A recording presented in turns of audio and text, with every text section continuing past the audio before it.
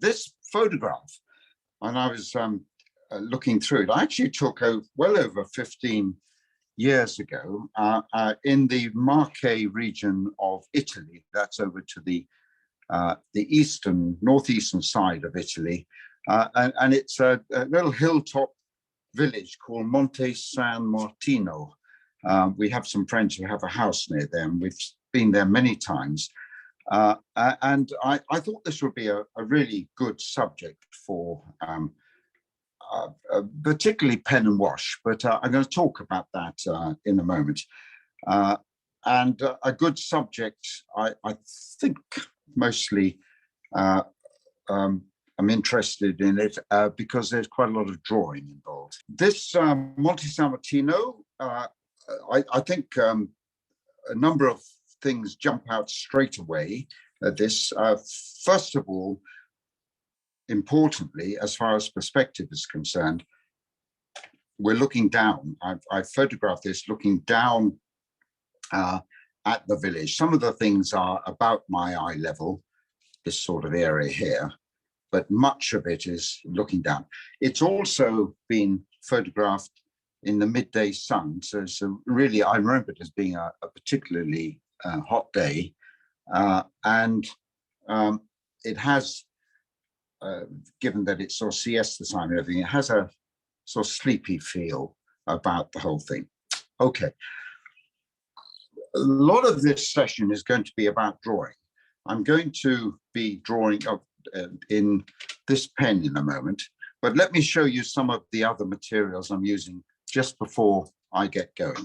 Mike, can you say what the size of your paper is, please? I'm just about to talk about the paper, yes. Okay, so this paper, I've got a lot of feedback coming in.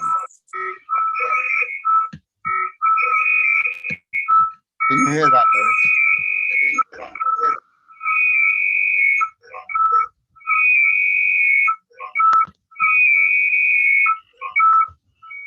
Lois? Yeah, I know. I don't know how to stop it. I'm trying. Can everybody? I can't access the participants for. Oh, hang on. Yeah. Okay. Okay. That sounds better. Yeah, it's Leslie who's having a problem with her feedback and her microphone was on. Okay, sorry, go on, go on. Okay.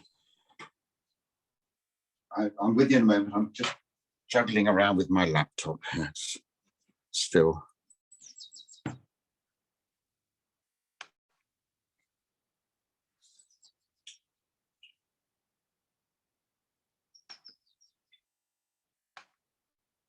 Right.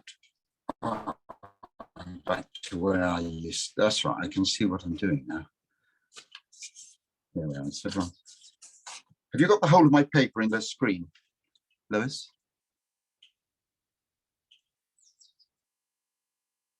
Lois? Sorry, I was muted. I can see your computer as well. Does that matter? I'll move back a bit and get that out of the way. Yeah. Yeah, it doesn't matter. Okay. And can you see that the left-hand side of, yes, that's about right, I would thought. Yeah. Are we happy with that? So yeah.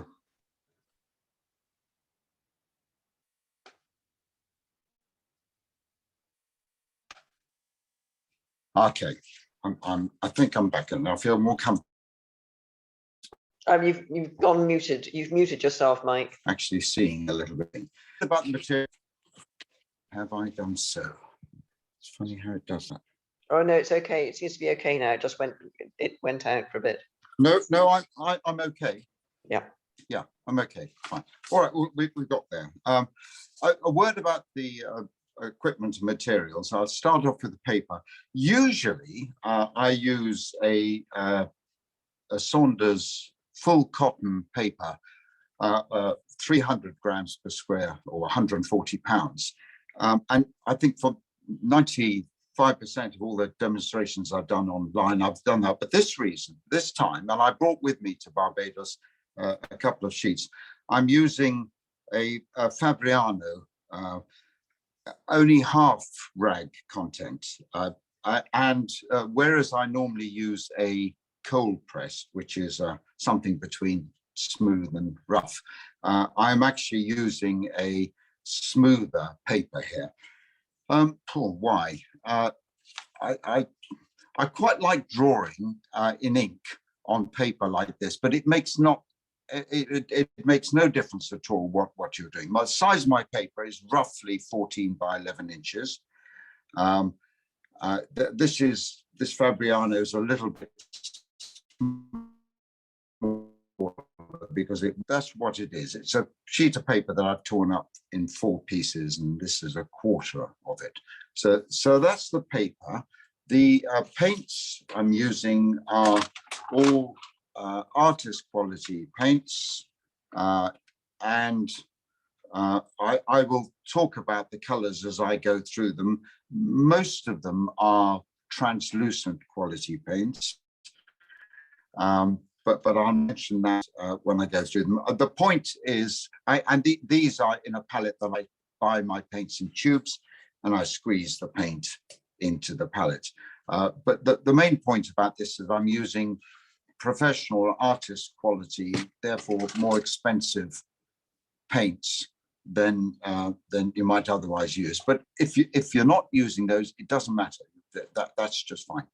The last thing I'll talk about is the brushes. I'll mention a pencil. This is a soft pencil I'm going to be using, and this pen I'm going to be using for drawing in the ink. It's a permanent marking pen, drawing pen, and it is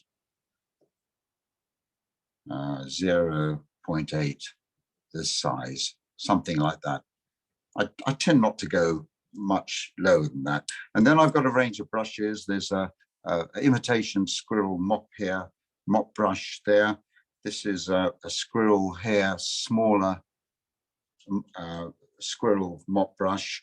I've got a rigger here, and I may or may not use this now, but this is just a cheap children's brush, which I've given a really bad haircut to, as you can probably see. So those are the brushes I'll be using, but we've got a bit of drawing to deal with first. And as I said, this is a slightly different paper from the one I normally use. Of the 3, if you're thinking what's more important, I would say the paper is the most important thing. You can make do with the colors, and you make do with the brushes, but you can't change the paper very much. So this is only half rag content, but I'm hoping it will do fine. Okay, let's move on now to the drawing here. Now, this is billed as a pen and watercolor or wash painting we're doing. But if you want to just use a pencil, then please feel free to do so. Some of you might feel a little daunted when you see what I'm about to do with the pen. I normally use this pen. I use this type of pen an awful lot, and I go straight into it and draw with it. And whatever marks are there, good or bad, I just make it work and make it work with the painting. Some people prefer to draw in pencil, rub out, get the lines right they want, and then move over it with the pen. That is just fine. And in this particular case, if you wish just to use pencil, I don't mind in the least bit. That's entirely up to you. The only pencil that I am going to use for this is in making a couple of initial marks. So let's go back to the picture, and 1 or 2 observations I'd like to make about drawing this particular scene. If the idea is that you wish to get pretty much all of what is here on the paper, there are a couple of little tips that I'd like to mention just to help you doing that, because otherwise you could spend an awful lot of time rubbing and rubbing. So what I do, I'm doing it with a photograph, but if I'm looking at a scene, I'll often do it in my mind or using some other means. I'd just like to know what is the center of the subject matter that I'm drawing. So the center line is like that. I'll leave my pencil on it in a moment. And it's like that. So the center of my subject matter is about there in the whole scene. Now that's quite useful if you relate it to the center of the surface that you're painting on. So let's just say it's something like that, and we're up about there. So that center there is that center there. Now that's quite useful just to give you a steer where to go. There's one other thing I'd like to, two other things I'd like to point out. The horizon. Now you can put the horizon wherever you like, that's absolutely fine, but I'm going to think of it in terms of being roughly a third of the whole picture. So if I sort of put my pencil mark there and I hold my pencil there, it's going to be roughly a third. So in other words, there are two lots of that to make it a third, and that's quite helpful. So that's going to give me some idea roughly of where the horizon might be. And I'm going to make a couple of marks now in pencil so that you can see what I'm doing, just to help me home in on this drawing. So this tower here is just off to the right of the center line. And it's somewhere, the top of it just goes above the horizon a little bit. So if I know that my center line is sort of down there, and my horizon is going to be something like that. I'm doing this in pencil. I hope you can see that just for your benefit. So I'm going to make a mark sort of about here. That line, the top of the steeple is something like that. And I reckon if my steeple is about that sort of thickness there, and there's a dome, goes up, there's a dome. Looking back, I think I can make everything work into it. The other thing that is useful to know is that because everything's going away from you, it's very interesting that this building here, should you wish to put it all in, is about the same height as all of the rest of the buildings put together. So if I hold my pencil down there and do that by way of the size, and I hold it up to here, can you see that space there is the same as that space there, more or less? That's quite useful when making a drawing, so you don't end up making this too small or whatever else. Okay, now in this way of painting, I normally break my painting up into 4 steps, and it's not going to be any different for this. This one is talking about the composition and making the drawing. Then I move into a wash, and then putting more colors on, and then finally any details. Well, that's going to be exactly the same today as for any other painting, except on this occasion, we're probably going to spend quite a bit more time on the first stage, which is the drawing.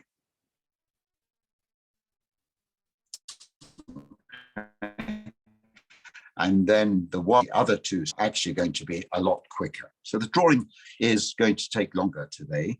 And I did say when we were putting details out about this, that this was going to be an awful lot about drawing. But once you've made the drawing, then we can do the wash bit, the painting. So if I'm trying to put this somewhere so you can get an idea. If I I'm going to have to move it out of the way a bit. I won't use my pencil again, but as I said before, you're very welcome to use yours as much as you like or until you feel confident, and then and mark over it afterwards. So I'll leave that there and I'll just begin my drawing. Now, when you're using a pen or pencil or anything, when you're making marks, don't feel that you've got to make the same even weight of mark the whole time. You know, quite often you can emphasize little bits of the drawing to give a little more weight to some parts than others. And also, you don't need to follow one line the whole way. We call this lost and found, where you can pick up lines, you can leave bits out. The eye will compensate and make it work. So if I begin my drawing here, having made these marks, and then a couple of other little tips I'm going to give you in a moment, but I'll begin my drawing. What I suggest you do is, as soon as you feel confident, then begin your drawings. And I'm going to pause during this stage quite often for people to catch up. And if there are any questions, please do ask them, as this one will take a little bit longer. So I'm looking at my steeple. Let me get myself, here we go. I'm looking at I'm going to make it a little bit smaller than this, I think. So it's going to be, this is a permanent pen. It's not, in other words, it's not soluble in water. And we go down here and it's, make it a bit shorter, something like that. We can see down some of the right-hand side here. And I don't know, as I draw, you'll see that sometimes I'm making my lines a little heavier than others. And the dome, I think I can make a little bit smaller. So it's something like,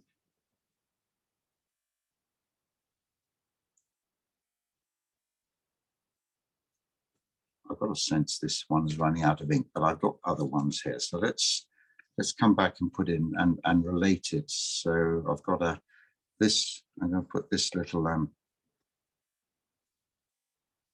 out there. Okay.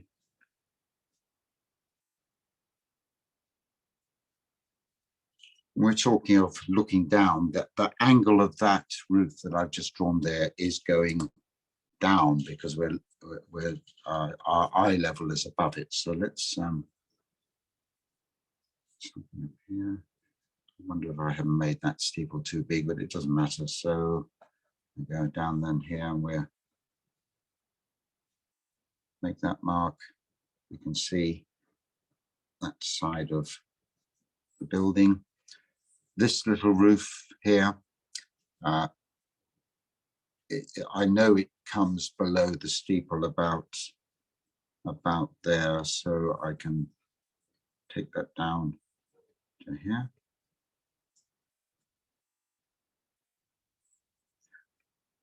There is this saying in drawing that you take, when you draw, you take a line for a walk.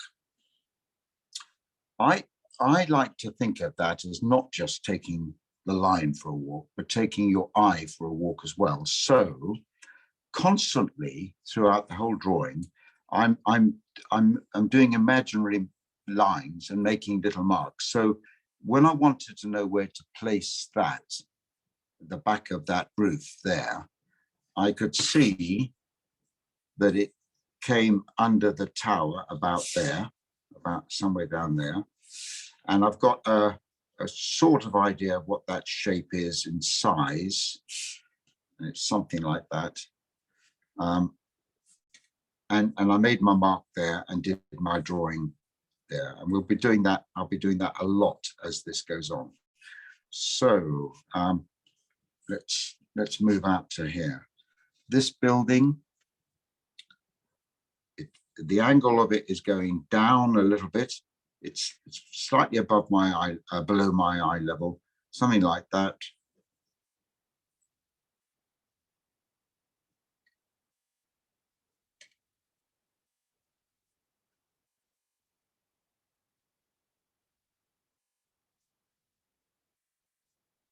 And if you find you're making marks that don't work, don't worry about it. A lot of it will get lost in the painting. And in any case, quite often these marks you make, I've done 2 lines there because I was searching for the right line. A lot of these lines you make, these searching lines, I call them, give quite a bit of life and character to the painting. So let's move over to these buildings here. The top of the back of the roof, if I do an imaginary line, comes to about there. That's a sort of imaginary line there. And that's what I mean by taking your eye for a walk. So it's going to be something like that.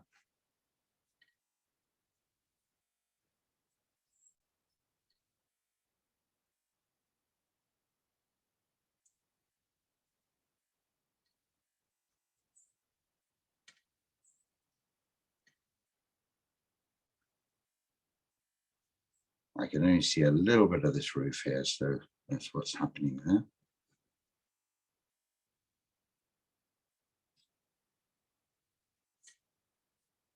I've got lots of chimney pots. We can come back and put those in a moment. So I'm beginning to get a feel now for how much space this is taking up. Let's just do this area here. Now let's make a mark. You talked about this building at the front being big. Well, where's that likely to be? Well, the back of it is, if I do an imaginary line up, is going to be somewhere down here. And the front of it is going to be somewhere up here. Do I want to put that in yet? Let's try and do it. Something like there. And where did I say then there was something like that. That's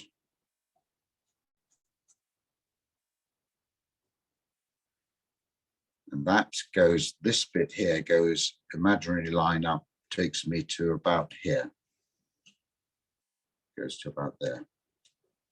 So taking your eye for a walk is quite a good way of thinking about it. So I'll come back to that building a bit later on. You can see that that building is taking up about that much space. All right, we progress with our drawing. I'll do something over here.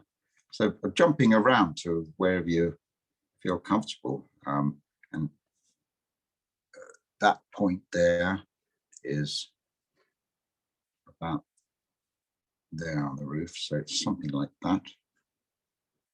And then it goes like that. And if you don't get it, there's no reason why you should even attempt to try and get it exactly as it is. At the end of the day, we're doing an impression of a sleepy rooftops of the top of an Italian village and mountain. Let's just take that. Take that to about there.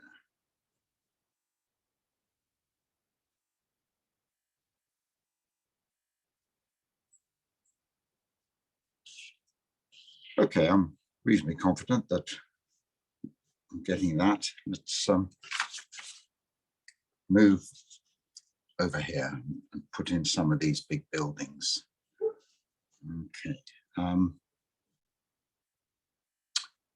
go up to the top here, and that is roughly in line with near the top of the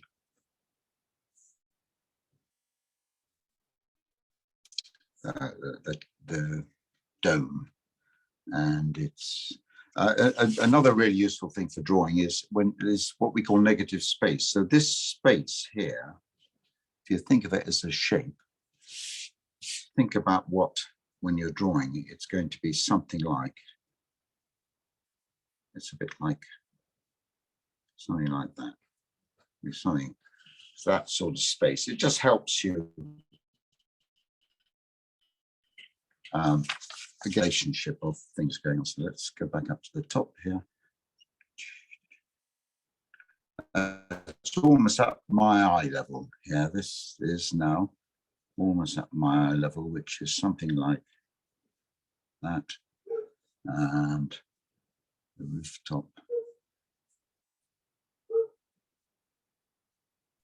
Someone's asking how you decide which lines to apply a lot of pressure and make thicker and which thinner. Well, it's just a feel, really. If you let me try and explain it. If you were drawing an egg, I get a piece of paper and draw you an egg here. Let's say you had an egg in front of you, and the light was coming down this way to your egg. Okay, so I might draw.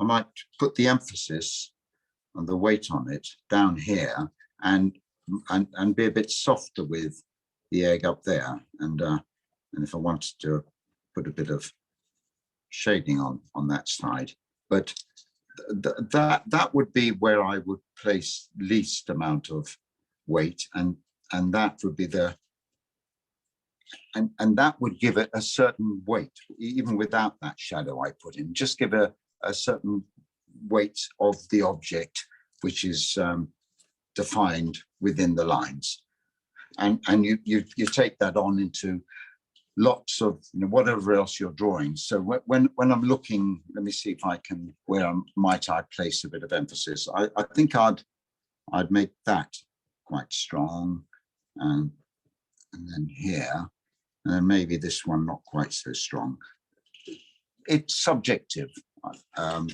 You just get a feel for where you want the weight to go, which is one of the reasons why it's quite nice doing this for real, because the photograph has already flattened things out a little bit. But when you're there for real, you're sensing things that are need a bit more emphasis, or maybe not so much emphasis on that. When I come to make a drawing of these trees and bushes here, I know we're going to be painting them later on, but I would be putting my emphasis down below here more than I would right up at the top.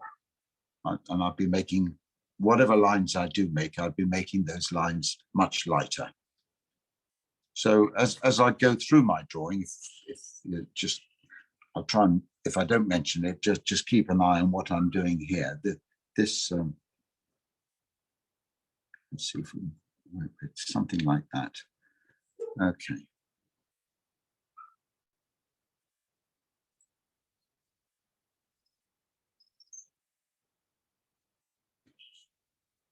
And so our village is beginning to develop. I'm going to put this big shape in here, I think, and then see how everything fits in with it. It's roughly, the top of it is out there. I'm seeing how far the top of it is from there. Have I gone too far, maybe? And I'll take it to, and the angle of it. So I find this quite a useful thing to do when I'm either working from photographs or out real. I want to know the angle of that. So let's just put my pen on that, and you get an idea. It's that sort of angle. Whether you're doing that, holding it in front of you, outside. So we're looking at something, that sort of angle. And that goes off. Someone's a bit confused about what you mean by eye level. Okay, right, let me just go back on that one. Eye level is so relevant to the whole perspective thing. Now, I took this photograph. The first thing I said about this is that we're looking down. And I took this photograph from up above. And if you imagine wherever you are now, even sitting at your tables or standing outside or wherever you are, if you imagine a laser line from wherever the height of your eye is, that goes, a little red mark that goes all the way 360 degrees, all the way around you. I was standing here taking my photograph, and I reckon that my eye level was about, let's get this pencil, was about there. Okay, about there. Now I'll tell you why that is significant. And that one, that means that everything that's going away from me is going down this way. And if you look at every single thing that is actually going away from me, if we take that little roof there, that is going down like so, and like that. We're looking at things going down. That is going down like that. It's going away from us, and that is going. In other words, is going up to the eye level. That's going like that up to the eye level, like that. Now, if we got anything, this little roof up here is very slightly above my eye level, and it is, the line is coming down gradually to the eye level. So if I draw in my eye level about there, everything that's going away from me that's above it, the line comes down, and everything that's going away from me, the line goes up, up, up, up, up, up. And so when you're working your perspective, this is quite extreme in that nearly everything is below my eye level. But if you don't have all these lines going up, if you don't have, if I can go back to this drawing here, and I'll do it in pen, if you don't have that going up there, then you're not going to be looking down on it. Let me redraw that over here, and I'll rub it out in a moment. If I drew it the wrong way around, I would draw it, I can't draw it really, I would draw it like,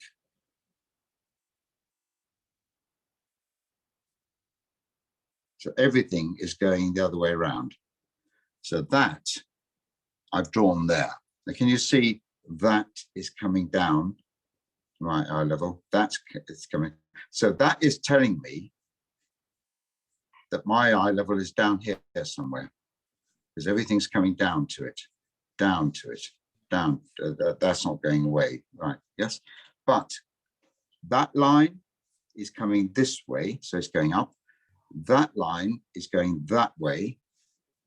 And can you see in my little drawing I've done here how that looks as if you're standing below the roof, looking up, whereas here we're standing, we're looking above the roof, going down below us.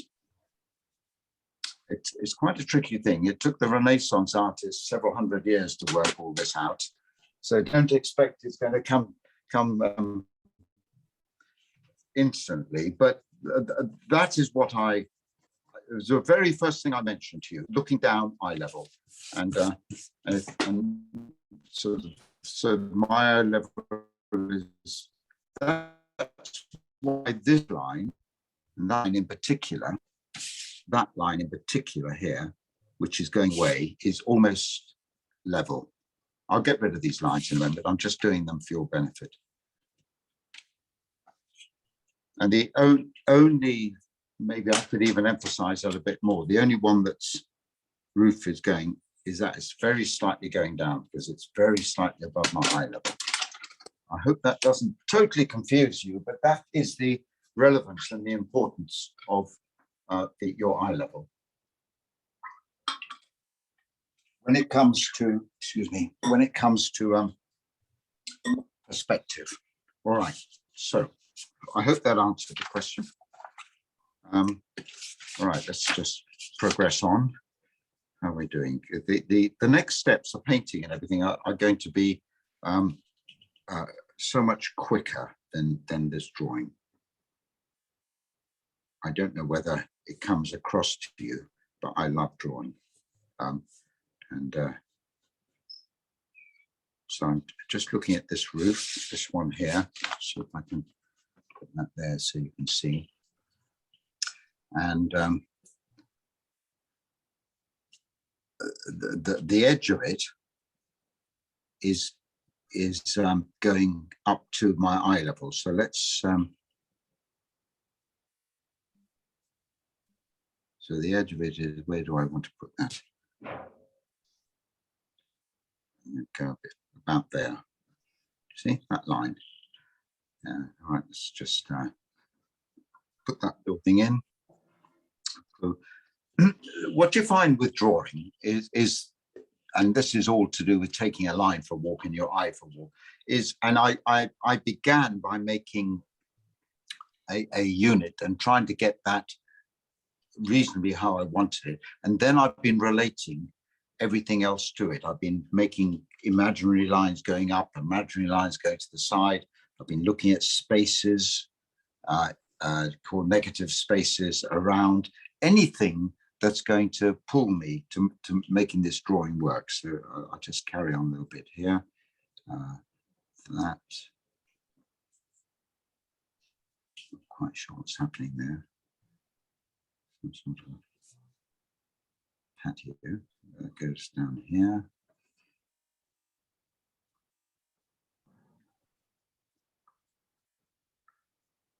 And if you end up with not enough roofs, or one roof, or too many roofs, or whatever, something, it really, don't worry about that at all. I mean, no one's going to come around with a mill board checking this. Let's put a few little windows in. Let's stick a window in here. I don't want to overemphasize the windows. We've got there's a sort of window here. Here. I'll go around putting other little details in a moment, but hopefully I've pretty well got. I'm just going to draw this, then I've got pretty much the basics of the layout of all the buildings here. Right, so this building here, which is coming forward, I think I'll start the back about there. And there. It's possibly two buildings.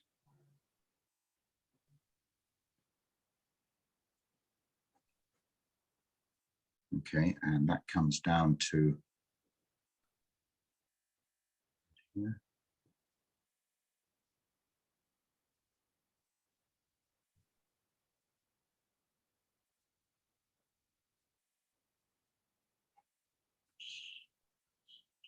My pen is actually running out a little bit, but that's no bad thing, because I'm just making lighter lines, which can get.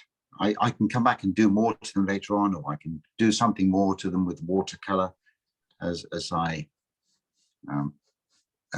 drawing progresses. So let's make some sort of a statement about this window, these windows here, lines, and something like that.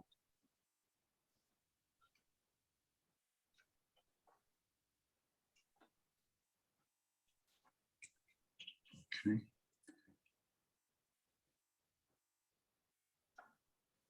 I think this is a doorway down here. A doorway there. Right, what's going on over here? There's lots of trees, so we can cover up all sorts of things with trees in a moment. So I'm going to put some of these chimney pots in.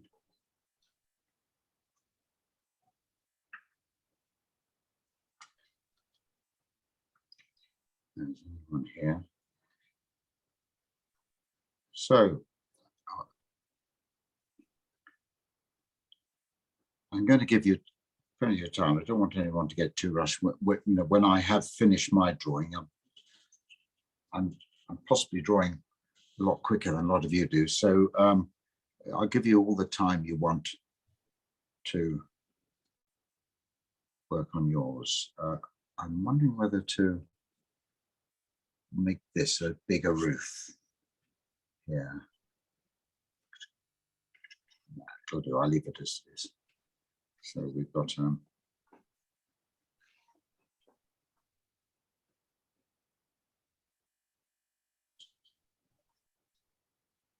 and of course, not all these roofs are dead straight.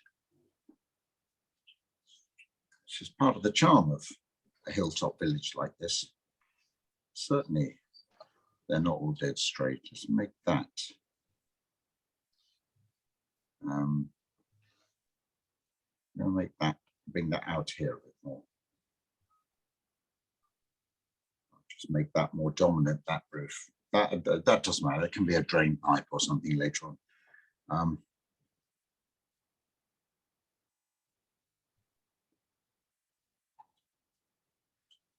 Quite often when you're making a picture,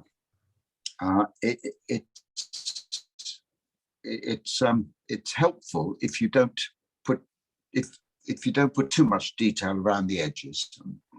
That's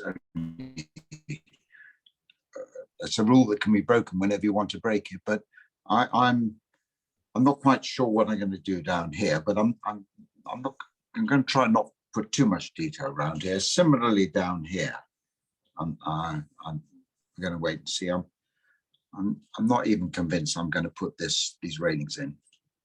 I'm not convinced I need to put them into this picture. We'll see. We'll see how that goes. Right.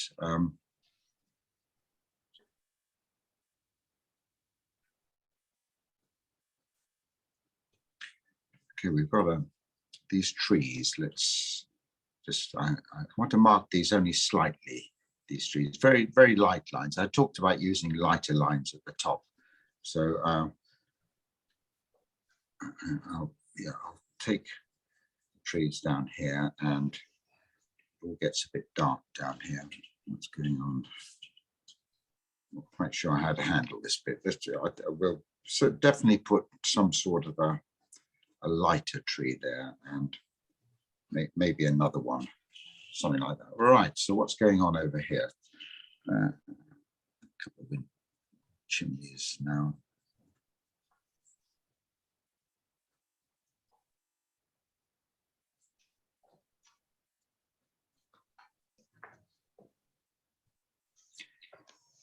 And if you look at the edges of so many of the roofs, they've got little stones. And look along here, these are stones they put on to keep the tiles from blowing away. And these are all little marks which we can either put in now or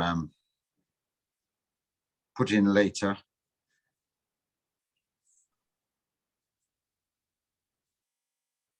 Get another little window there. What's going up here? We've got a tree. Gratefully, it's a different kind of tree. So maybe come back to that. Windows, put some of the chimneys now. I think I'll stick this a building here. Something like.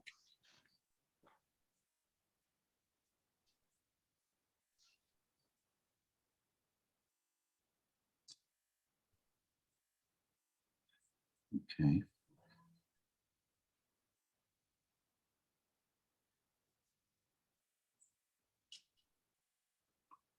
It's a really wonky roof.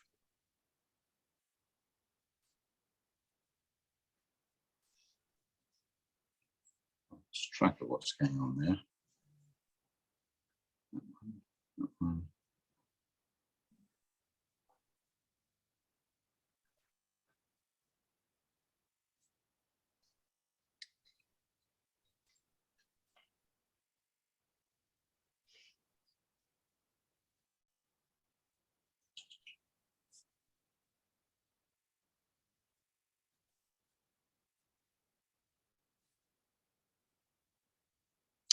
So if you find yourself a bit lost in your roofs, you mustn't worry about that. A lot of this can be made up once you get the feel for how these roofs all linking with each other. Let's put something here. Something there. Yeah, I'm totally confused with this area, so we'll come up with something helpful in a moment. Right, so a long window down here, and a couple of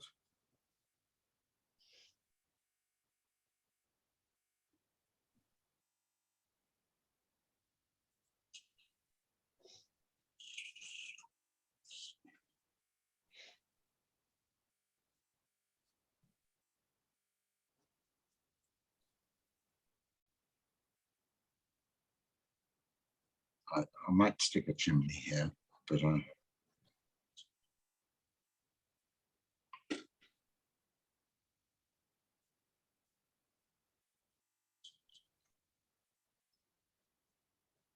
wow, must be a planner's nightmare dealing with this. Over the years, they've got a fantastic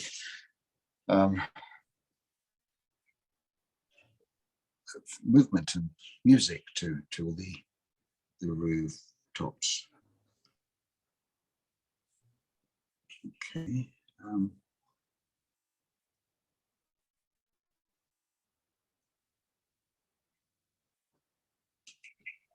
Stick a window here.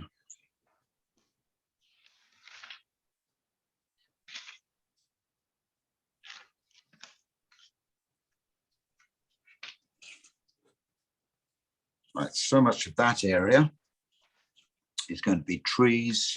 I'm not going to put those railings in. I just think they're a bit fiddly, so I won't bother with that.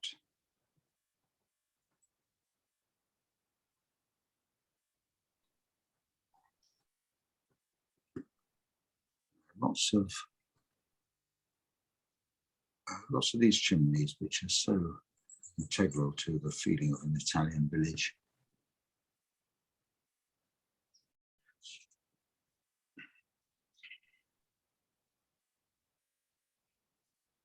Okay, I'm going back to my tower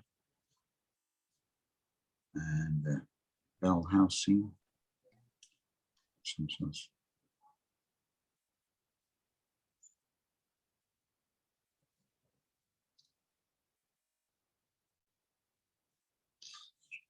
Okay, do I want to draw the horizon in? Do I need to? Not sure I do. Okay, well, let's just make a couple of marks. You decide really where you want to put it in. I'm going to grey it down a lot in the heat of the day. No, I'm not even going to draw it in. We'll come up with something. This is just full of silhouetted chimney pots here. This one.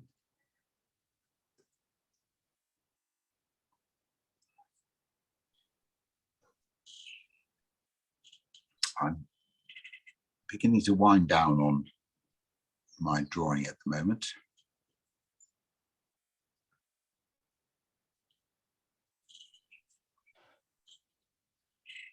Anything else? There'll be something that jumps out as I go along.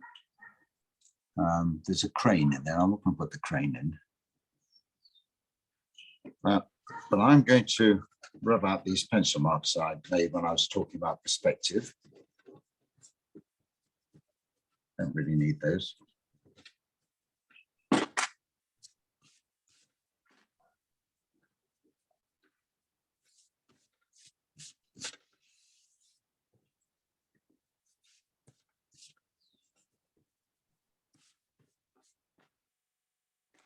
I use a paper like this, mostly a hot press paper, mostly for illustrating stories that I write for my grandchildren. I quite like the flatness of it, whether I'm working in watercolor or gouache or inks or whatever. but I didn't realize that it was only 50% cotton. Normally it's 100% cotton, but we'll see how that goes on this. Right. There's lots of detail in the roofs here. I'm going to suggest that, but do as little as I can. I can come back and do some more drawing that if I want. There we are. A couple of little. It's interesting. One or two things are glinting in the sun here. There's something glinting up here, and certainly sun is catching some parts of buildings, but it's actually glinting in one or two places. Just notice these things here, which might be quite might come quite useful a bit later on. What's happening there's we got the look of a square down here with some sort of a something like that, I think. We'll put a window in here. I'm going to chuck a couple more windows in just because they always give you a feeling that it's a building.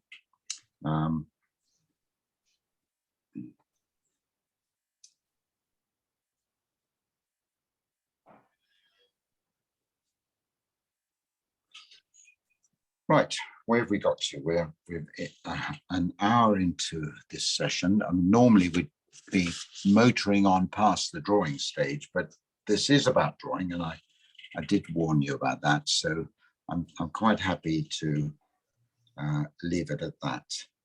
This second step is a wash. We're going to put a wash on here and let that dry, and before we go on and do other things. So I'm going to use lots of water for this. I can use the big mop brush. I'm trying here to put in the lightest colors that I can. As much as possible, I'll do the sky and the background and hope that I won't need to do anything else to it too much later on. So there's a great deal of warmth in amongst all these buildings here.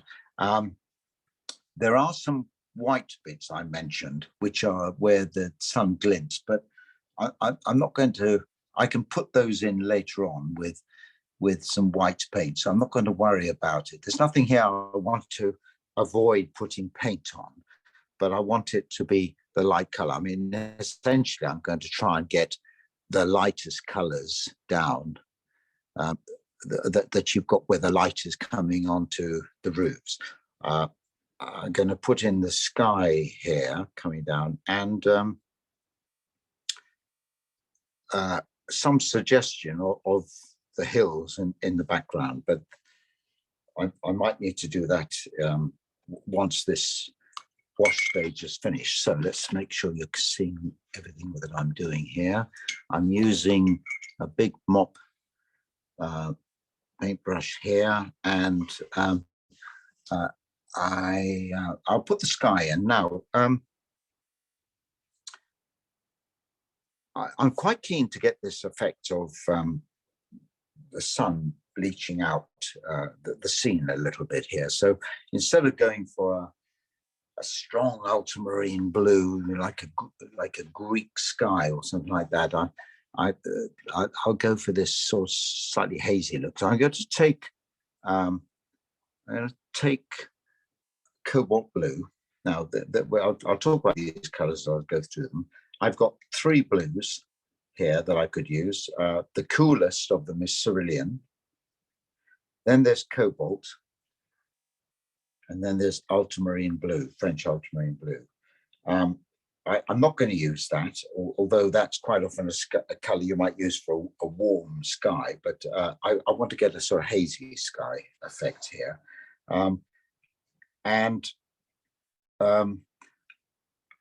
This might be a little bit too, I could do a mixture of cerulean. There's cerulean and a bit of cobalt. Let's just see, a bit of cobalt. And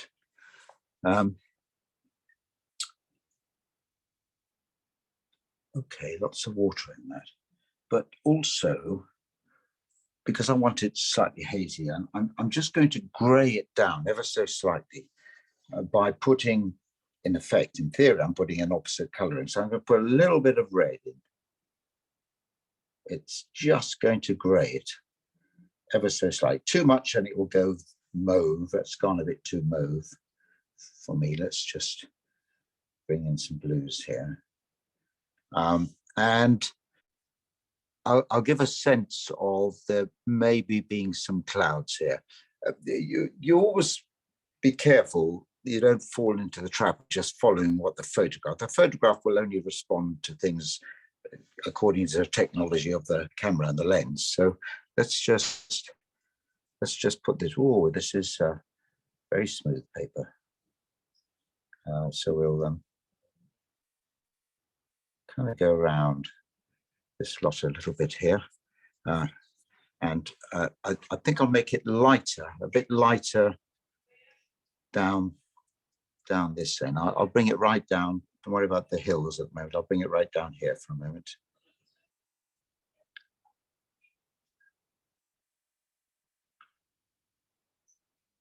Okay, something like that. So I'm going around the buildings, going around the chimneys with this. Let's add some more water to that. And I might even get a tissue and just. Most of my work I do is with cold pressed paper, so I'm juggling with what is available. What's happening on interest, but okay, it'll be something like that for my sky, and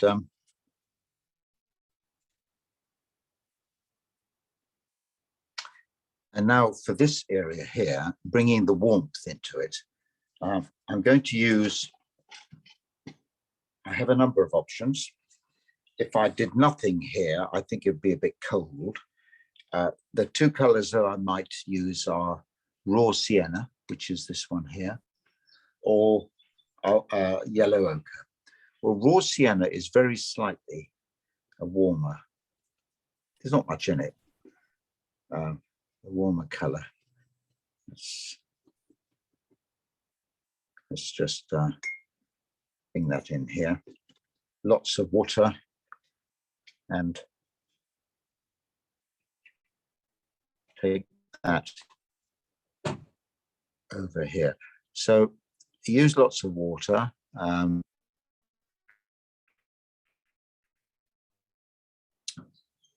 Dark.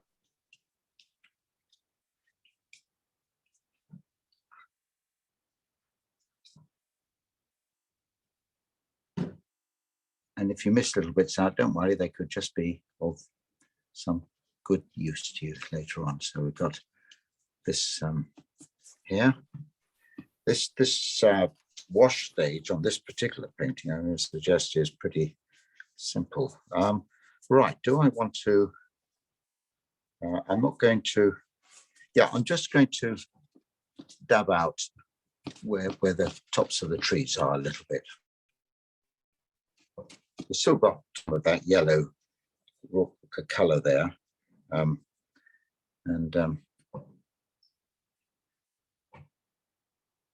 Always, if in doubt, keep it as light as possible. Let's just bring in.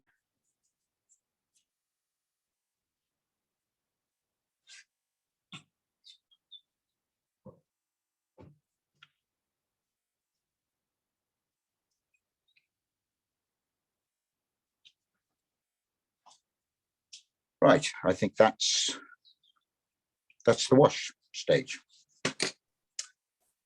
I don't think there's any need to do anything more than that. Oh, yes, I know what I'm going to do. I quite like the idea of this building here, the white wall standing out.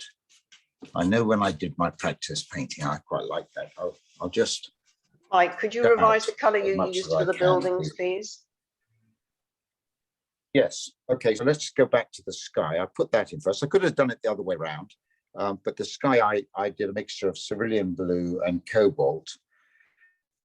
And then just to make it a little bit slightly hazier gray, I put in a little bit of this orangey red, Windsor red it's called. But any form of red would do it, but not much, because you'll turn it into purple or mauve if you're not careful. And then, as I did a little bit with mine, then I brought some more blue back in, and I also varied the amount of light in the sky and made it slightly lighter. Here it is over there.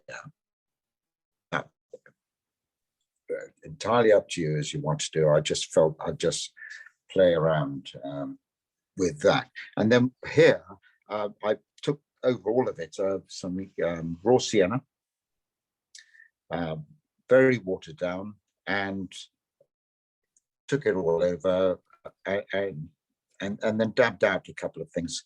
Particularly, I quite like to make something of this little courtyard here. Yeah, so I took that out with a bit of tissue, and I also did that with where the bushes are. But that doesn't matter, even if you didn't do that. But even having done that, there's still some traces of that raw sienna there. So a very simple wash then over that. And what we need to do is to get that to dry. Right, I'll begin up in the sky in the distance and see if I can nail that. And the actual sky, I won't do anything more to that, but I want to do something about the distance here. There's some very distant hills, which I'll put in, and then there's some closer ones, but all of them are way away. So I'll use now for this my smaller mop brush, scribble mop brush here, but something like that. It's quite good. It holds water, and you can get a point with it. And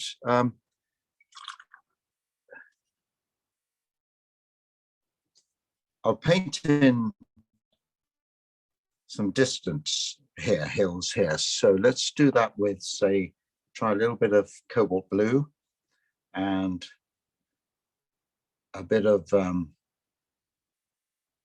this lighter red. Let's just see, we got it. That's gone. It's gone. Has that gone too purpley? A little bit more blue. Okay, and it's just okay. Is it going to help to draw this in now? So we'll just okay. We'll do this. Is some of these hills in the distance, and what I would like to do is have them disappearing as they're getting further and further away as they go off to the right. So I've just added some water to that.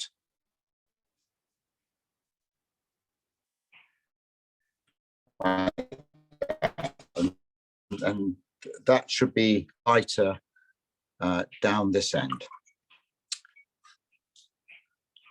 Right, I'll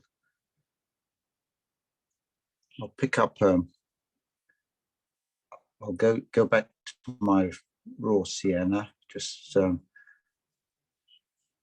going to give some suggestion of these fields that are in the foreground here. So let's just put in something here.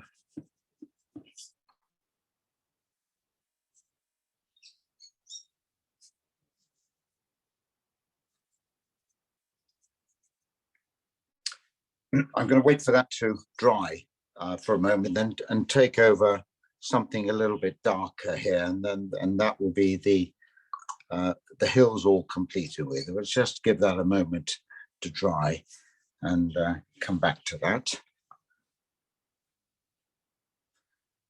Okay, want to try and get a lot of the color of the roofs in now. So I'm going to be using the raw sienna that I used here. I'm going to use either this is called light red, that color is light red, or you could use, say, a burnt sienna that I have there. It's a sort of warm, reddy brown. And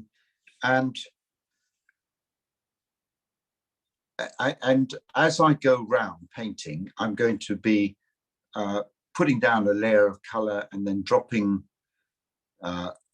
darker colors onto it, particularly where I want to create something of the shadows. So let's see if I can show you what I have in mind here. So up at this top roof up here, if I go a little bit stronger, a bit more raw sienna, maybe a little bit of light red or burnt sienna, and just pop that there.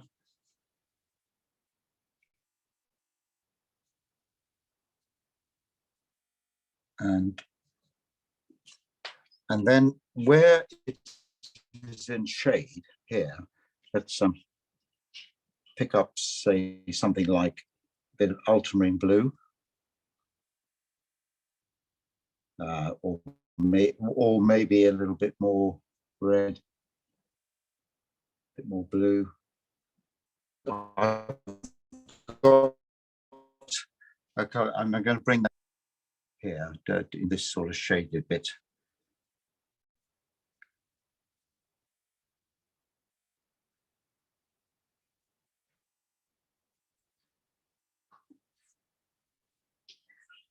In fact, I'll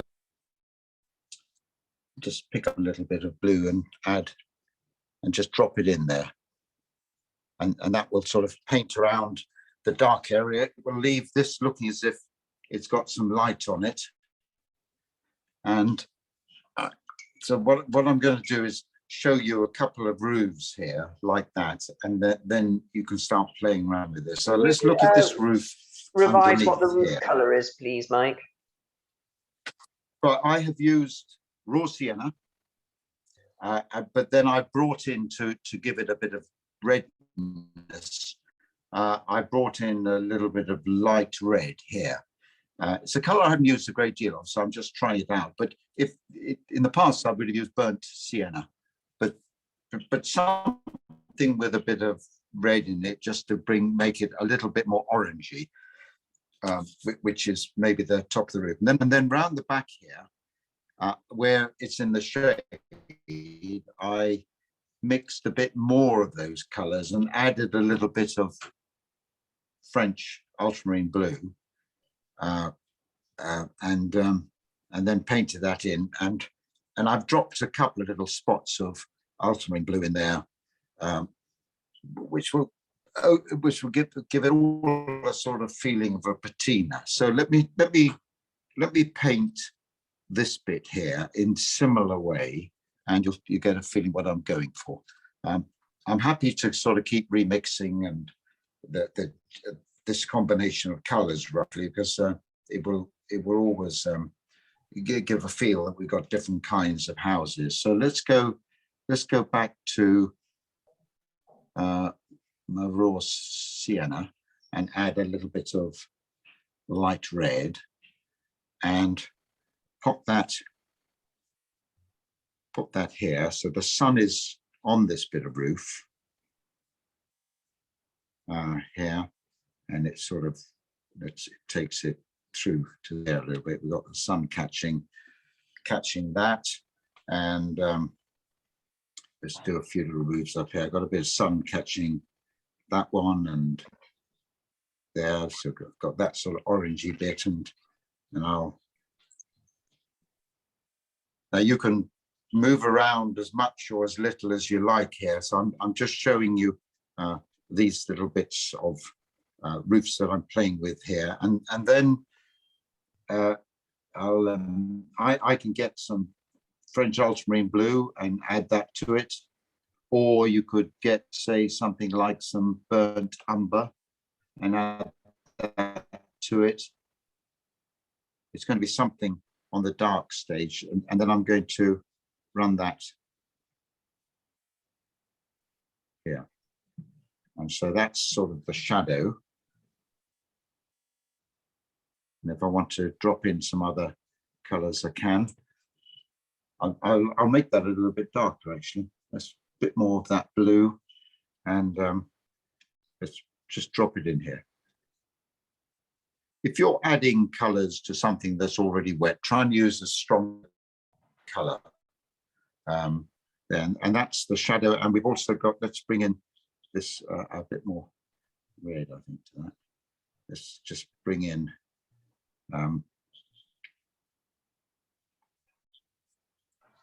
shadow here.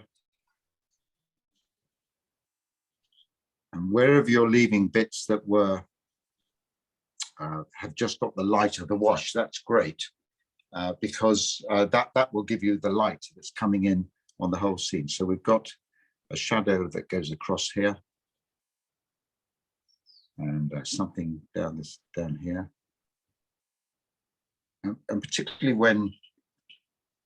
when things are wet, I just want to emphasize the shadow in there a bit. So let's just add some blue and brown together, and this little, you see what I'm doing there, just drop it in a little bit.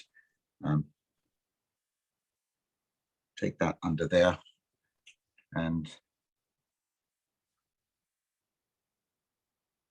I'll right in the corner here, where it's probably the darkest bit of the whole lot. Let's just make it the darkest bit, a little bit more blue, a little bit of brown. I'll just drop that in there. And these colors are flowing around a little bit because there's still some water on, there's still some wetness in the color there, but you can see that we're beginning to make this feel as if it's got some light on it, and this that it's got some light on it. If you wanted to nullify that a bit, you could. Let's put a couple of windows in there. Right. So I've got some idea of how I've created the light areas on top of the wash, and in some places I've left the wash. I then come in and brought areas so that we've got some shadow there, and I'm doing a lot of that whilst it's still a little bit flowing and wet. So some of the colors are merging into others. So I've painted that little bit there, and that's basically how I'm going to paint as I go around here. But let me go back to that hill now. I just wanted that to dry a little bit, and I want to get that hill as some sort of a hazy hill. So if I pick up some cobalt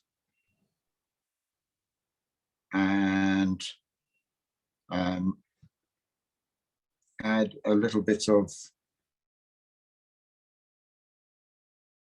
let's just see what that's going to do.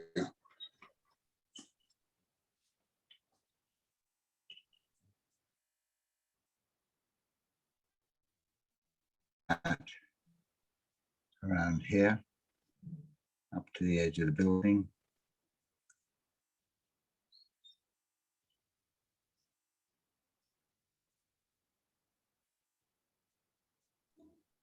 I can see your head in the picture. And I'm going, and I'm going over those bits of fields and things I put in. Can you see? It's all right. I'll move over here.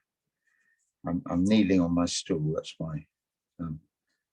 So I'm going over those because I just want them to look slightly a little bit different. And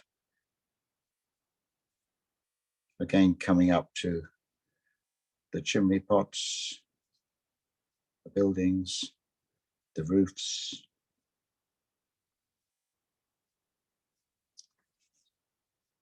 And I'm going to make some of those areas a little bit darker. So let's go back to my cobalt. A little bit of burnt umber I put in there, and let's make let's just drop some of the colors in here where I might want to give some variety to the hills, and maybe down here.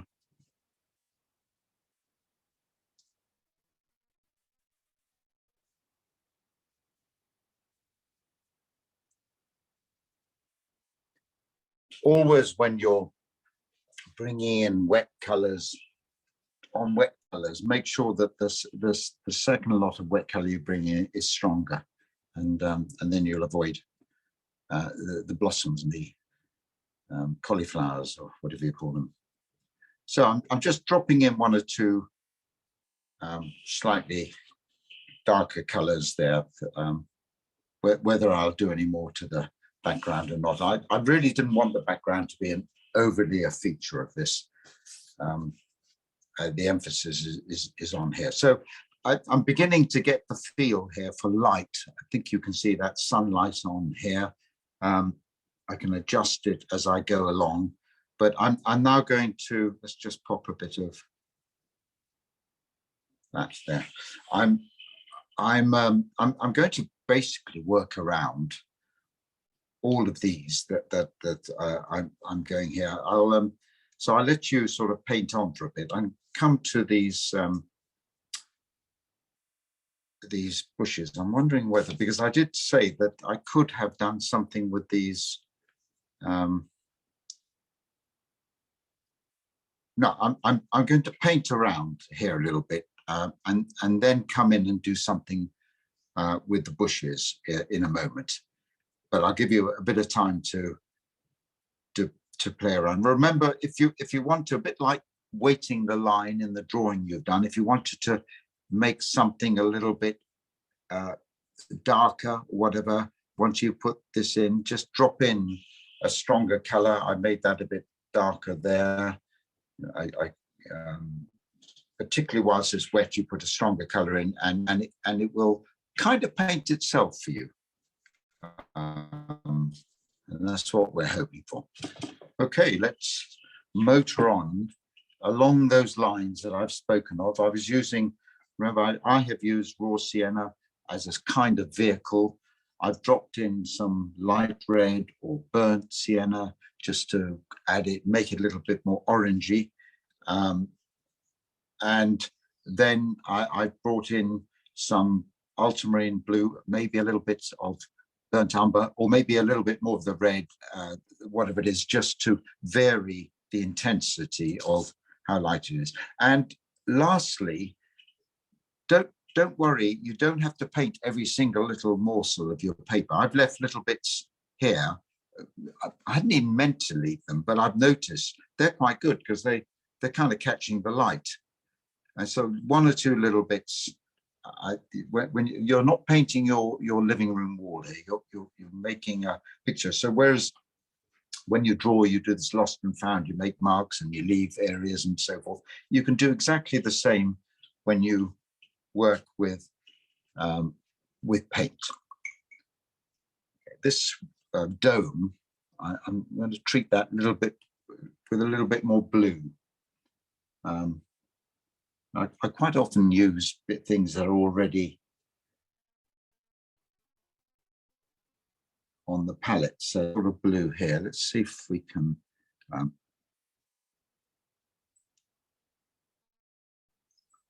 want to get I want it to gleam in the sun a little bit.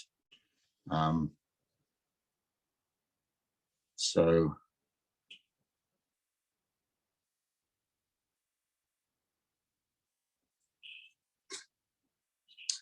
I've left a little bit of the initial wash there, and I put in something slightly bluey and then dropped something a bit darker in here because the sun's coming this way. And let's see how that goes. Keep it quite soft. I mean, I actually use my finger just to remove some of the paint, but just keeping it quite soft to give the effect that it's a dome, like we're talking about. So I can come back and do more to that later on. So I've got some interesting colors that I mixed up before. Let's add a little bit of red to that and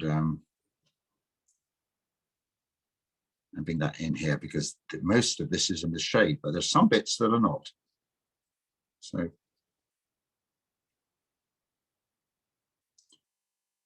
the bits that are facing this way are not. So I'm going to a little bit more red and blue in that.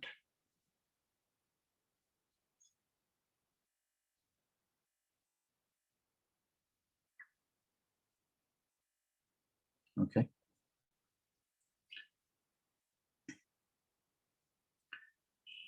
And I'm doing now pretty much exactly what I did when I explained this, by going around here and vary the intensity of the colors you're using, even bring in other colors if you want, just to get a feel for there being differences in the village. And it's not all exactly the same, although it's all got the same light on. I mean, there are some walls, like this wall here I'm pointing out, which are clearly white walls, painted white walls, as opposed to brick, whatever. So use your shadow color lighter there.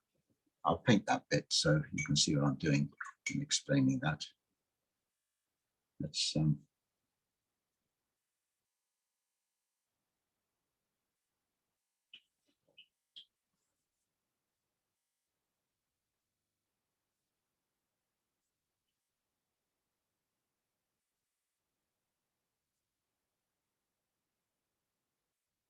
this one as well.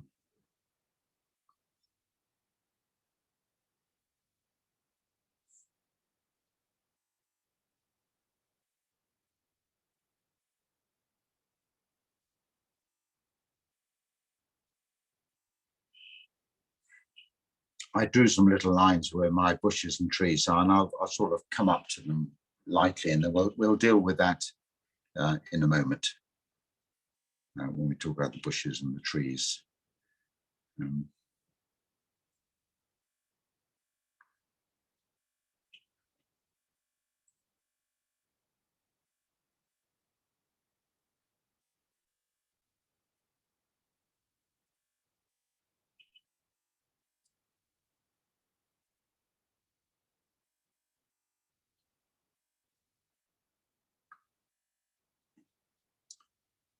You're creating your shadows as you go around, not necessarily just putting them all on at the end. And I think that way you'll get a good variety. And where I'm coming up to where my trees are, I'll just make it a bit broken, like that.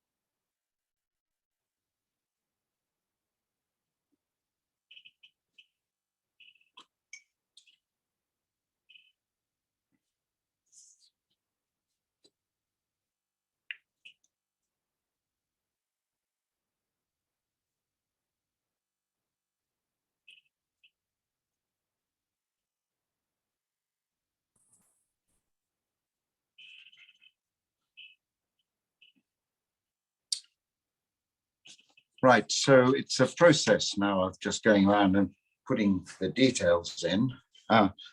This particular step, once we've completed this, we're almost done the painting. But I'd like to just pause here, stop here, and just talk to you about putting these trees in. So we might as well put those in here, and we can work around it. You can put them in whenever you like. A word about them. I know when I was drawing it, I was quite pleased that this looked a different type of green. Green is a very difficult subject, color to use in paintings in the main. And usually you can get around it by varying the greens. So we've got lots of light striking the top of these bushes here. Not so much this one, which seems to be almost a different kind. It's more of a sort of coniferous tree. So it's the same light going on all of them. But I think what I'm going to do is this one's going to be a sort of different green from these ones here. And this one is going to be a little more different as well. So if I could explain how I'm going to do that, and then let you go ahead and see how you get on with it. This brush would be fine to use. Another brush I often use when I'm doing trees is this one with a bad haircut, because you get some sort of really arbitrary marks with it. But I don't think I need that. I think I'll exist just with this brush by pushing it in and making some fairly weird marks with it. The other thing is that we get quite a range of values from darks here through to the lights. So I'll get as many of those values as I can get done before we go to the last stage. So I'm going to use, for the very light colors, I'm going to bring in a bit of lemon yellow. So maybe you'd like to just watch how I get going with this. But that's too bright lemon yellow. So I have a convenience color called sap green here, which let's just put a bit of that in with that. This is light. When we did the washes, I could have actually done this. It might have been useful if I did that. So let's just bring in, and I'm using my brush in a bad brush way, if you like. I want to keep that a bit wetter. So let's just make sure that it is a bit wetter, because I want the paint to merge in. Let's just deal with that lot here. And so that's the light that's coming down on here. So if I pick up more of that sap green and add a little bit of ultramarine blue to it, let's just see what I get with that. I'm going to bring that in here.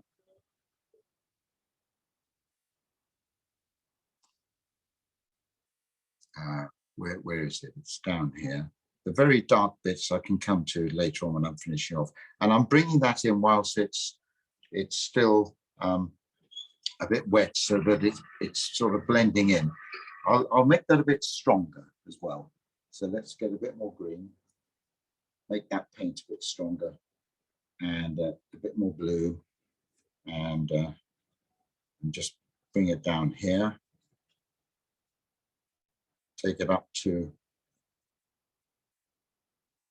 the roof like that.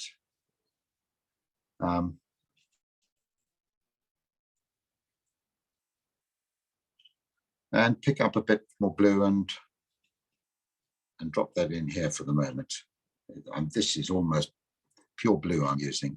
Put a little bit of red with it, maybe just to vary it a bit, just a little bit. Yeah, okay. All right, so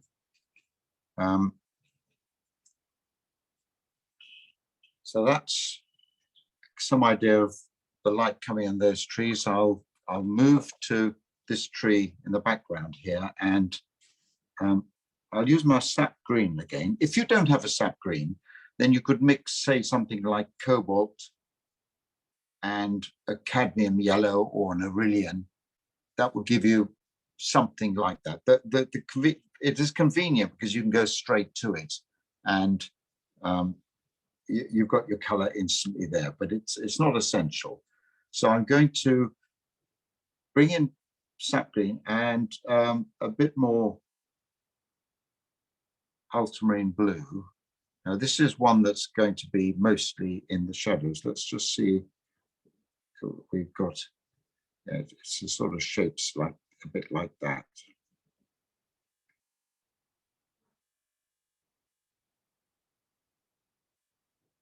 Now things are always going to dry lighter than they at first seem. So I'll pick up more ultramarine blue and I'll just drop it down sort of the base there and let it paint itself. And this one down here, I'm going to bring in something with more sort of a bit of an orange touch to it. So I'll go back to what I'd mixed up here with this, the sap green and the lemon yellow, more sap green maybe. And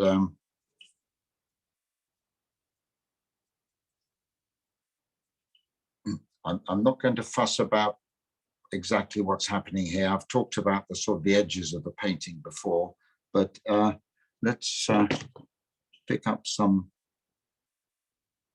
that's a bit more orange. You know, I'm actually going to pick up a little bit of red,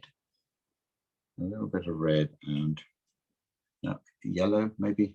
I'm just trying to get something a bit orangey. Yeah, maybe something a little bit orangey here. So I picked up a sort of middle yellow. I've just popped a little bit here. And you see you're getting sort of marks with your, from using a brush just by stabbing it like that. But the light's coming this way. So pick up some ultramarine blue and pop some of it in there, stronger.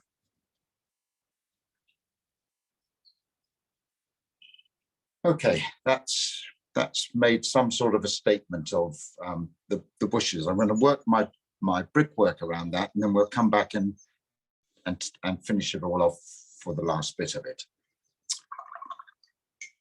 Okay, I'm going back now to working on my brickwork, but having sort of showed you something about the trees there. There are some bits which are really light. They're catching where the sun's catching them. And of course, they are made to appear lighter if you put something darker around them, like this wall, see? So if you want something, if I want these this really to light up here, I can paint the walls so that they are darker here. And I can also use my brush, stipple it like that, so you get the feeling that there are lots of branches and foliage and so forth. I just thought I'd show you that with maybe playing around with 3 different types of greens there. Put something in maybe, but no, I won't worry about that. I could do that later. I'm going to change my water because it's gone pretty green now. So I want to go back to doing the brickwork and the light and the shadows on the walls. I'll be back in a moment. I hope it's all going well, everybody. It's not too daunting. There's just quite a lot of it, really, depending on how much detail you want to put in. But I think already it's getting a feel of light coming in on it. So just shift this green out of the way for a moment.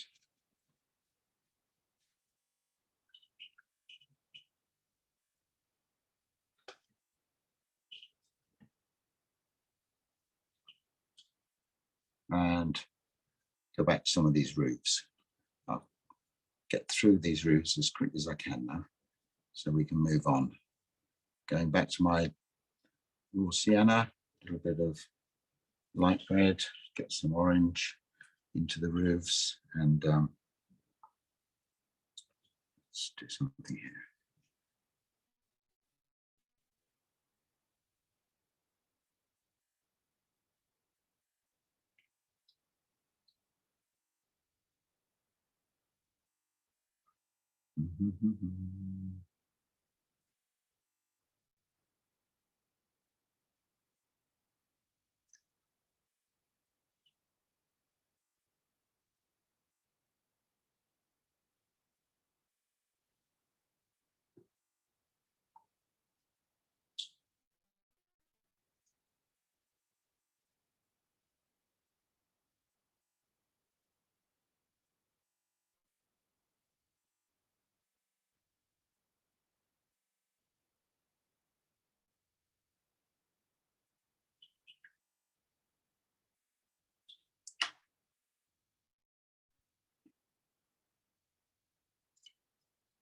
Generally, as things go further away from you, the colours tend to sort of blend in a little bit, and the details and so forth. But I'm trying to vary the colours. Let's just make these roofs a little bit browner than some of the others, dropping a little bit of yeah. I'll make these ones browner than some of those red ones. I've just dropped in a little bit of brown on top of what I did there. I'll make these even browner still. I'll work down to it. I'll come back and do something here.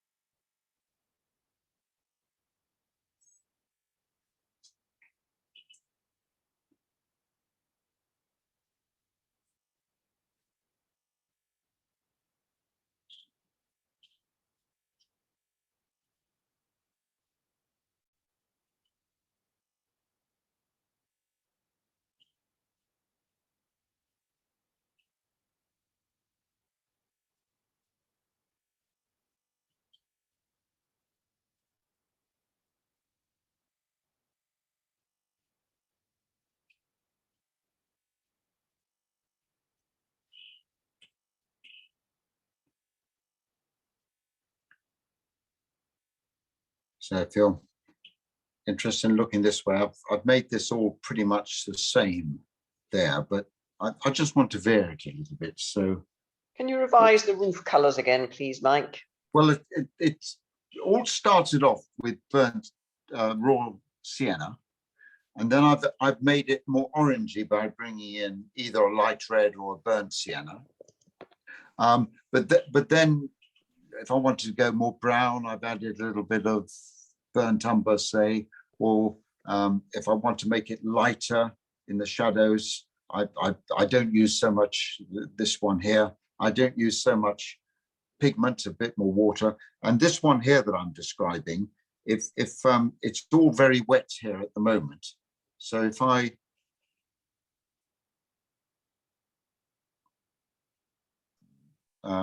just drop in some stronger colors in different places,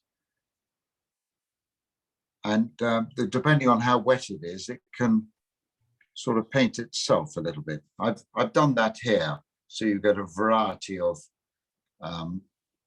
effects. It's not as if it's just a whole living room or wall. And I've tried to drop that in here as well, leaving out the bits that you want light.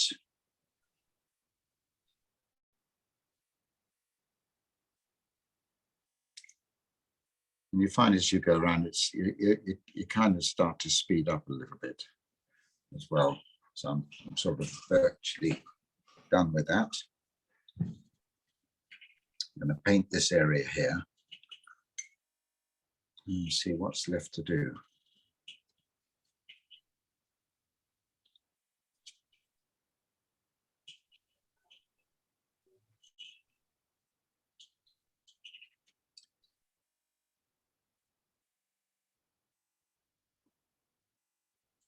There are a range of colors you can use, and you can use colors that appeal to you most. I mean, I'm going for some fairly realistic sort of colors as I think of them as being realistic. But if you you want to change the colors completely, you can do. What in order to get this feeling of the light on this sleepy hill town here, then making use of the light washes we put in at the start is really, really helpful. And so those early washes that we did, although there didn't seem to be very much going on there, they're really important.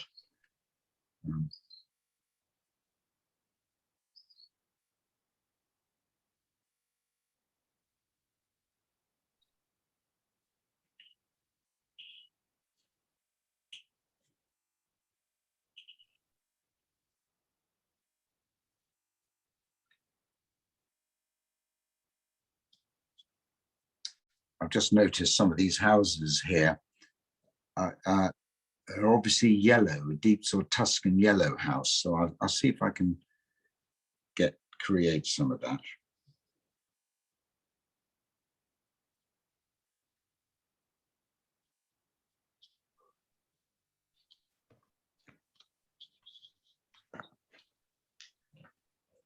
Yeah, Tuscan yellow. So a color I could use for that I have here is gamboge, which is it's a bit too bright as it is at the moment, but it's the darkest or most ready of all the yellows I've got. So if I put that there, that's way too bright for something that's in shade in that one. But let's just do that here for the moment, and we'll see how we can modify that. This is all in shadow here, so right, that's way too bright. It jumps out at you. So how am I going to darken it down a bit? Let's try some burnt umber, just a little bit of burnt umber in there. A bit more. So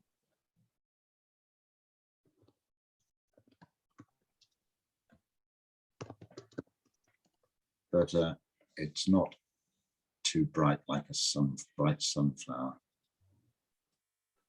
Yeah, it's just playing around with that a bit.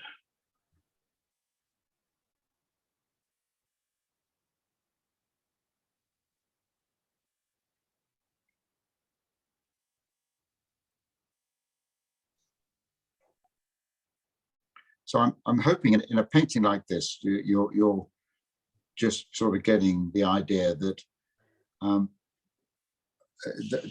the variety within the scope of the warm roofs and brickwork and everything that you can bring into it by slightly varying colors is really helpful to give a feel of the houses all being different. A lot of them are different, they're not all different.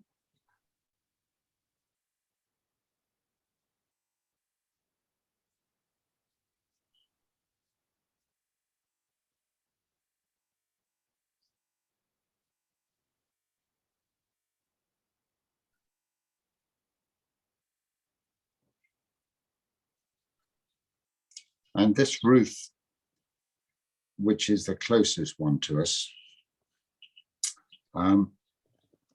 whereas I've made lots of the distant roofs fairly flat oranges and things, I'm just dropping in some other colours. If you do it whilst it's too wet, they're all merged together. Just so there's a variety of colours there. I'll bring a little bit of brown into that. Just a few little brown marks, which hopefully will get lost when we do some of the brickwork. Let's do some of that here as well.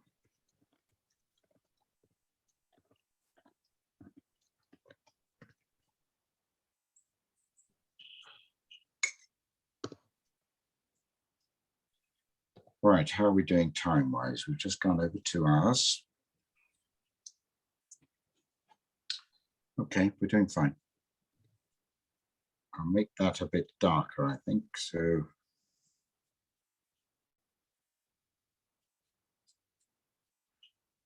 A bit darker. So let's add a bit of blue to it. Bit of brown to it.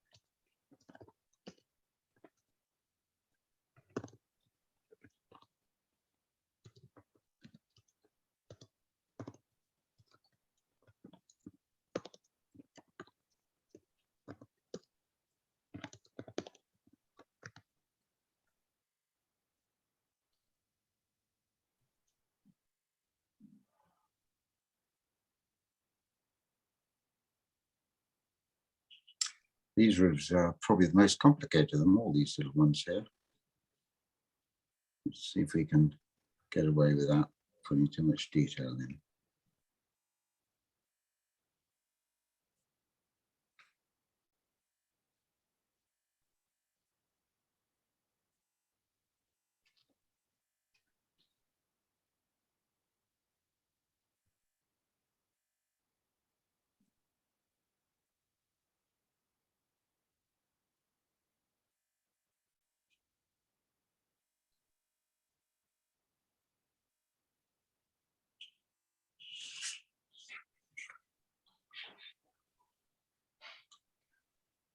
And then I'm going to go around and pop in some darkness of chimney pots, windows. I'm going to. I left this blank here a little bit. I know when I did my practice painting, I quite liked it, although it's not in the photograph at all. I quite liked how it was reflecting. Possibly reflecting the light of the sky. We'll see whether that actually works in a moment. So I'm now popping in various bits of darkness at the windows. Let me give you an idea of what I'll do with that. So pick up a bit of ultramarine blue, a brown, maybe a burnt umber, something, and I'll just pop something in here without making too much of it, because I can come back and touch it up in a moment. And let's just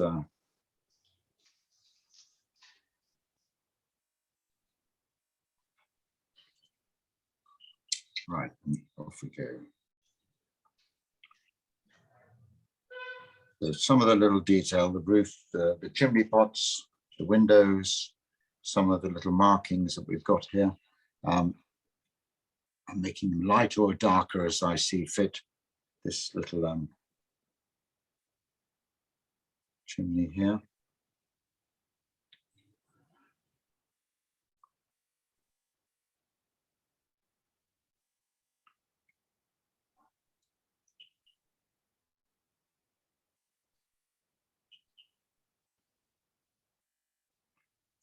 Lots of little chimney pots down here, all silhouetted.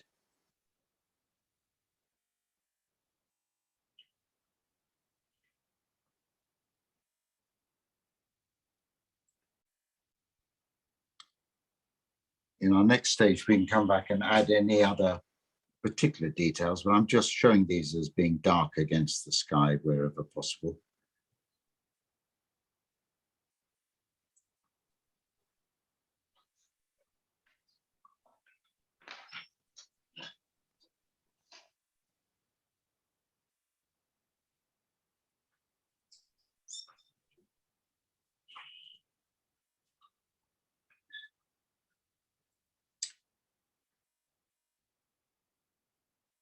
Continuing with windows. Adding them in if you want to. These ones don't exist, but I think I'll pop them in.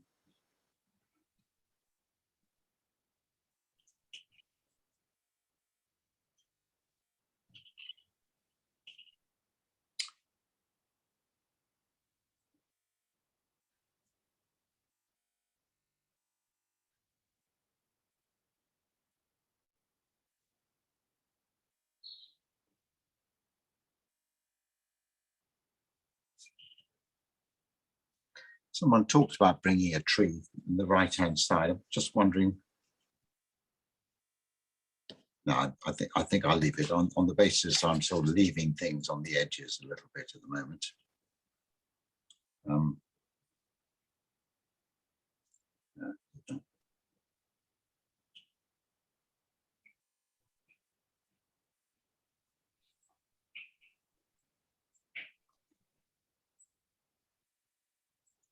Any shadows that you want to put in coming from the chimney pots or anything, pop those in, that's a good idea. And also, I spoke about some of these roofs having stones on them to hold them in.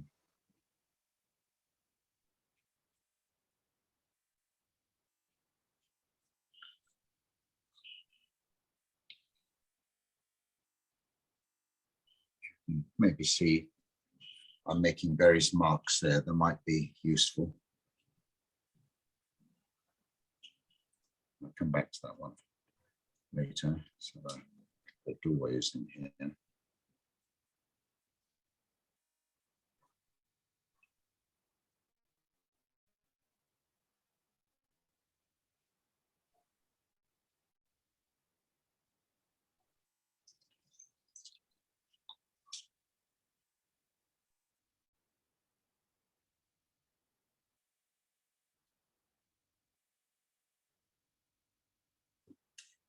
Right, I'm getting to the stage in my painting where I'm going to stop and then go to the last stage, which is just putting in any little details that I think are needed.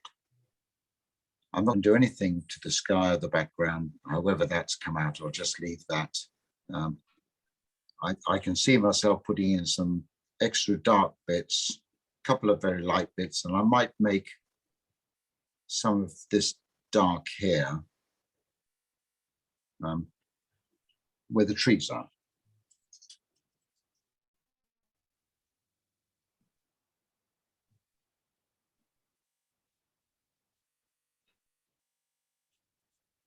Put in a bit of shadow.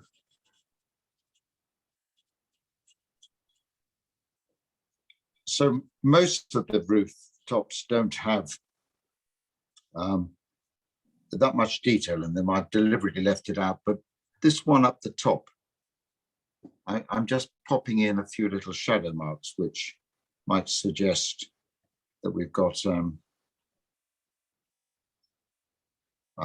tiles and so forth. I really don't want to get bogged down in it too much.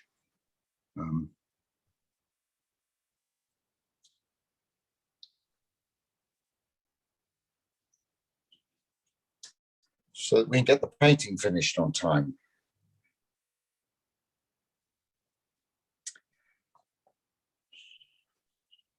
Is there anything else? Do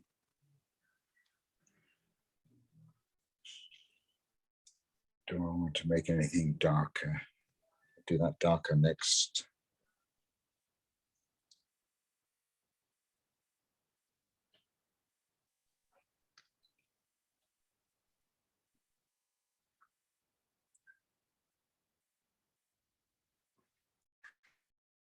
Lois, I'm getting to the point where I'm going to wind this up, my painting. I think time-wise, I need to be doing so as well.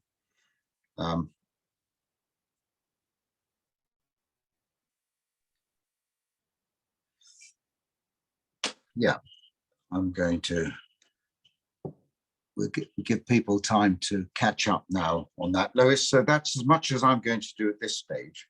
Okay, thank you. And that being the third stage, and it doesn't really matter whether it's dried or not, but it will dry pretty quickly anyway. And then I'm going to come in and do some finishing marks just to bring it all together on this one. I brought in some shadow. I think that was useful to do that here. I might just, seeing it so close up, just make a few little other shadowy marks here.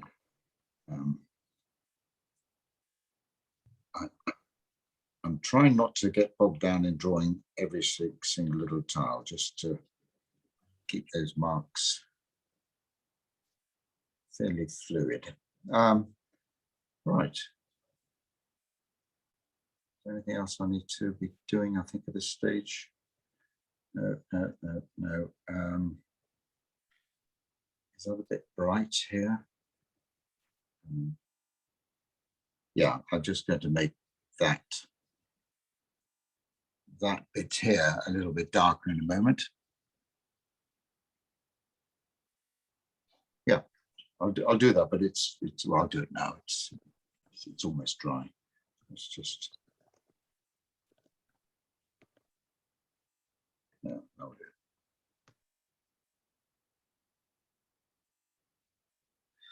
it. Okay, I'm finished that stage. And now, hopefully, the next stage will be very quick to wind the painting off. Put in any little details that will just make it finally work. Where I can see immediately, I want to make this stronger, darker here in the front. Bring in a few little details, suggesting maybe tiles or something, and also maybe give a little bit of a feel in some places where roofs are overhanging on the walls. So I'm going to mix up a dark color first, and I'll go with, on my palette, I tend to just go back and mix over something that I think doesn't really matter. So I'm going to mix it over there. I'm going to get some ultramarine blue.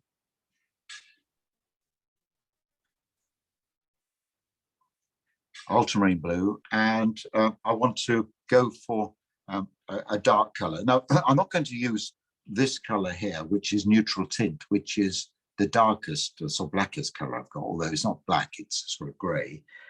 I very rarely tend to use that on its own, but I sometimes, if I want to make a color particularly dark, I'll add a little bit of that to it. But I'm going to see if I can make a dark color. I've got that blue there, and I will let's get some burnt sienna. It could be burnt umber. Let's try and make that a bit darker and quite thick, the paint. So, and I'm using my rigger brush here. Let's see, let's put in a bit of burnt umber. It's a slightly darker color. Okay, see if what we've got with that. And I'm going to work down here, popping in where I want to make a few little marks, just to emphasize certain little bits. Sometimes you'll hardly know I've done anything, just a few. Just put a couple of little aerials there.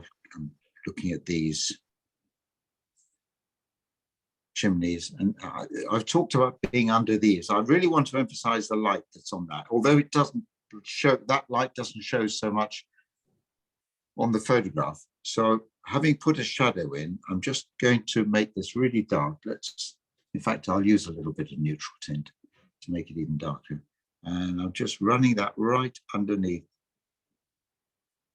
It's just kicking in and making, and then some of these windows, I'll add a little bit of darkness to bits of, not covering the windows up altogether, just I'm going to add a bit of more darkness to there.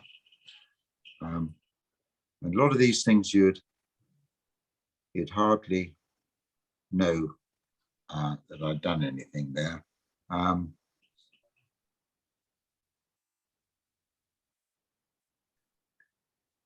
Okay, let's have a look at this bell tower.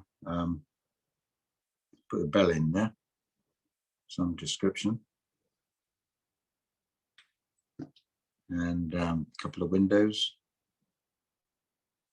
Now you could do some of this, of course, with your pen. No reason why not.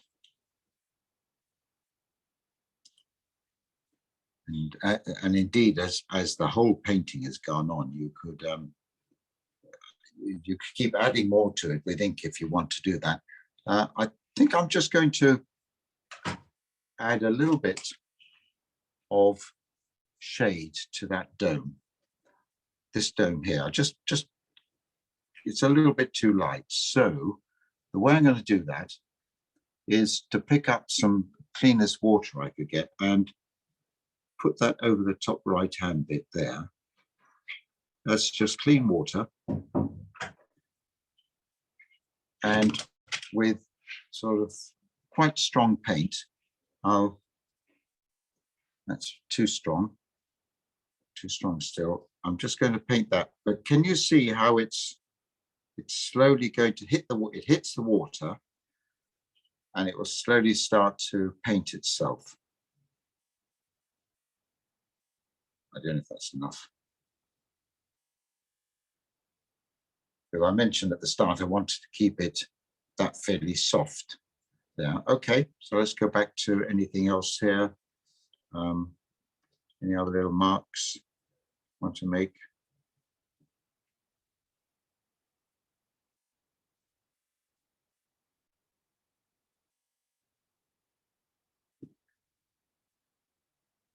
You may not have very much to do here at all. I mean, that's great if you don't. Few little drain pipes maybe thrown in.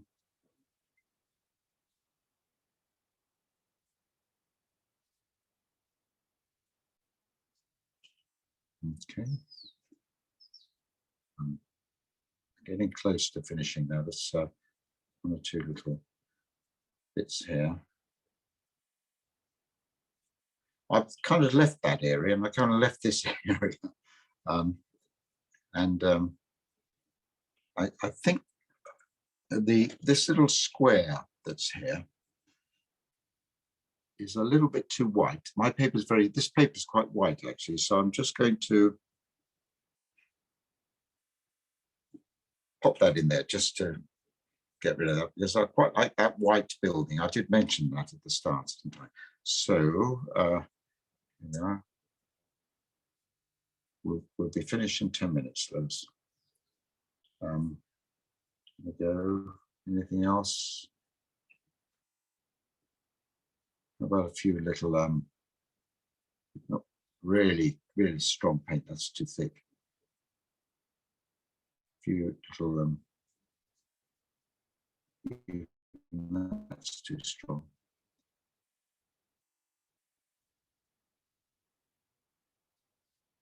Aerials and things like that.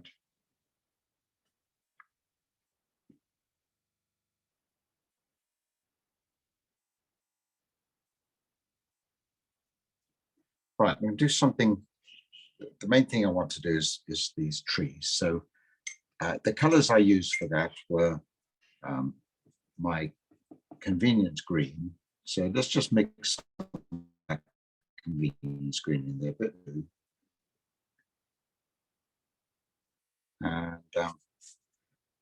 And just something here to make it stronger. Bit more convenience green, bit more blue. Right. Now, yeah, okay, let's just put that in. Darker. A little bit of brown, make it darker still. Here we go.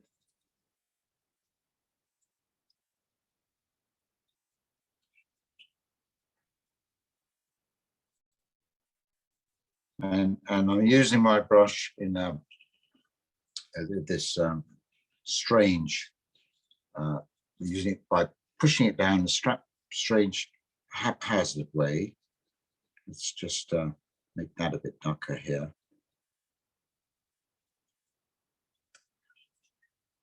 And that might be enough. We've got shadows coming onto this roof. If I felt that I wanted just to soften some, I could just put my finger on there. Finger there just to soften it a little bit. Let's see, anything else? And especially if I'm making something dark next to something light, it will make that lighter bit appear lighter. Let's just put some of that there. I think right, this window here, last bit. Mix up some ultramarine blue, a little bit of brown. Let's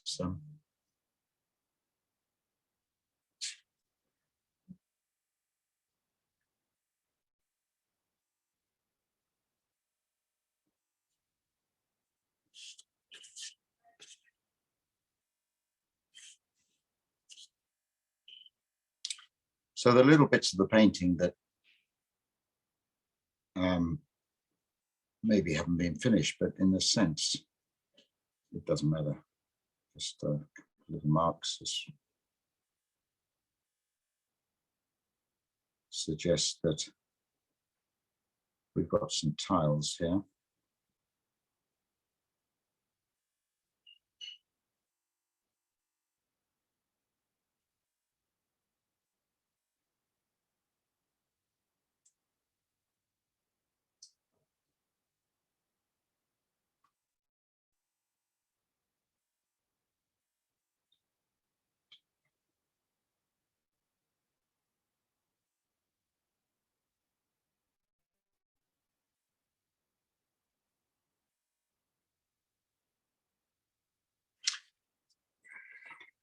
I can't think of doing anything else to that.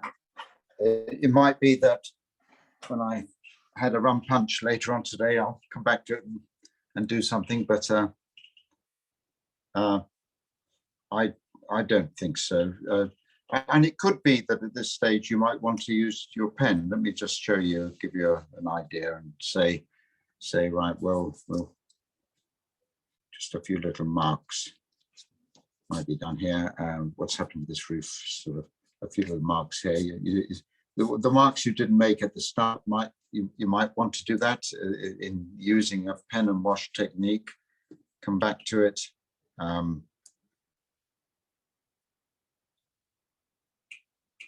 But hopefully that has given us a sleepy hilltop village in Italy, roughly midday sun, and we're looking down on it and getting the effect of the light catching certain parts of the roofs and the walls, and that sort of patina and color you get in those villages coming across. I think the green thrown in there helps to make the warm, the reds and oranges work a little bit better with that.